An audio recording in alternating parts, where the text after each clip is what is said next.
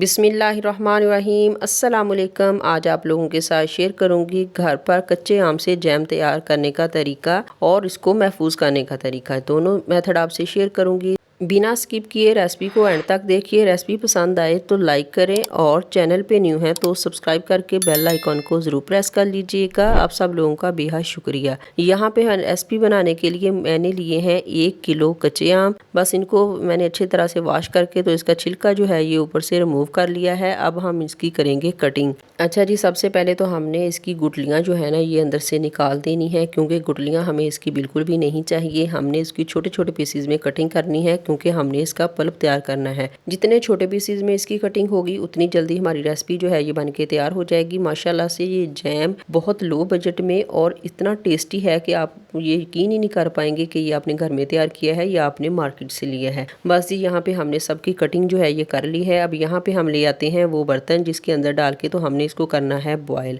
अच्छा जी, सारे मैंगो इसके अंदर ऐड करने के बाद इसके अंदर मैं ऐड करूंगी 1.5 ग्लास पानी बस सिर्फ आपने इसके अंदर ऐड करना है। अभी मैं इसके अंदर कोई भी चीज़ ऐड नहीं करूंगी। इसको कवर लगा देंगे और कवर करके तो इसको अच्छी तरह से बॉयल कर लेंगे। जस्ट 10 मिनट्स मैंने मीडियम फ्लेम पर इसको बॉयल किया तो माशाल्लाह से ये अच्छी तरह से बॉयल हो चुका है। इसकी कंडीशन मैं आपको दिखा देती हूँ ये किस कदर सॉफ्ट हो चुके हैं। जब इस तरह से बॉयल हो जाए तो अब हम इसको करेंगे अच्छी तरह से ठंडा, और ठंडा करने के बाद इसको ब्लेंडर जग के अंदर ऐड करेंगे और फिर इसको अच्छी तरह से ब्लेंड कर लेंगे। गरम गरम को आपने इसको ब्लेंड नहीं करना, इससे आपकी मशीन जो है वो ख़राब हो सकती है। बस अब हम इसको स्ट्रेनर में डाल के तो इसको अच्छी तरह से छान लेंगे ताकि इसके अंदर किसी तरह की गुठली या लम्स वगैरह जो है वो ना रहें। इसे स्टेन करने के बाद इसको अब हम ले चलते हैं फ्लेम पे। फ्लेम हमने रखना है medium to low. High flame हमने बिल्कुल भी नहीं करना, क्योंकि इससे बड़े बड़े बबल्स आना शुरू हो जाएंगे और इससे आपका हाथ भी जो है वो जल सकता है। इसलिए आपने मीडियम टू लो फ्लेम पर इसको पकाना है। जब ऐसे पकना शुरू हो जाए तब इसके अंदर ऐड करूंगी मैं 2 कप शुगर। यूं ही हम इसके अंदर शुगर ऐड करेंगे तो पल्प हमारा पहले से पतला होना शुरू हो जाएगा। बस चम्मच चलाते हुए इसको हम पकाते जाएंगे। चम्मच हमने बिल्कुल भी रोकना नहीं है, वरना ये नीचे लग जाएगा, फिर इसका टेस्ट जो है ये फिर अच्छा नहीं आएगा।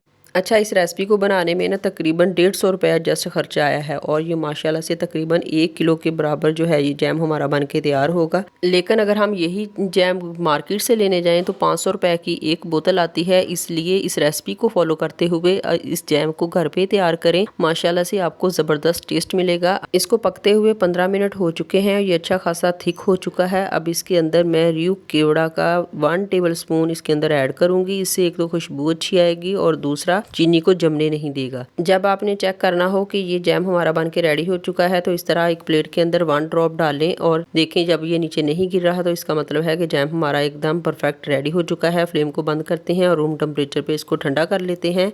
मैं आपको डिश आउट करके दिखा देती हूँ। आप इसको नान, पराठा या फिर ब्रेड के साथ लगाएं, खुद खाएं, बच्चों को खिलाएं या मेहमानों को सर्व करें। माशाल्लाह से ये बिल्कुल ख़राब नहीं होगा। 6 माह तक आप किसी भी एयर टाइट बॉक्स के अंदर डाल के तो आप इसको फ्रिज में रखें या फ्रिज से बाहर रखें तो ये बिल्कुल भी ख़राब नहीं होगा। बस आपने एक एहतियात करनी है कि इसके अंदर आपने गीला चम्मच बिल्कुल भी ऐड नहीं करना। बस इसको बनाएं, खाएँ और इंजॉय करें।